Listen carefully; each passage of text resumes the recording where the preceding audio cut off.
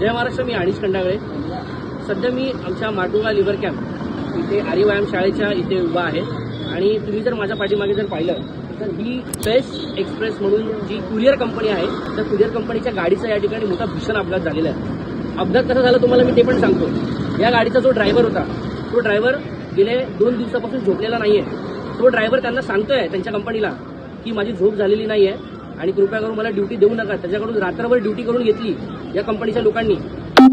फक्त त्याला झोप दिलेली आहे आणि त्याच्यानंतर तो म्हणतोय की माझी झोप नाही झाली आहे, मला नका गाडी चालवायला लावू. त्यांच्याकडे गाडी चालवायला मॅनपॉवर कमी असल्यामुळे त्याला जबरदस्ती गाडीवरती पाठवलंय आणि तो झोपेत त्यांनी गाडी चालवली आहे आणि संपूर्ण इथे डिवायडरला उडवलं. तुम्ही चाक बघू शकता, चाक पण कशा प्रकारे तुटलेलं आहे हे बघा. त्याच्यामध्ये यांचा जो एक यांच्या गाडीतला जो एक माणूस आहे त्याच्या हाताचा हात फ्रॅक्चर झाला, त्याचा हात तुटलाय. मित्र तू सांगितलं होतं ना त्यांना काय झोप आली म्हणून, काय बोलले मॅनेजमेंट वाले?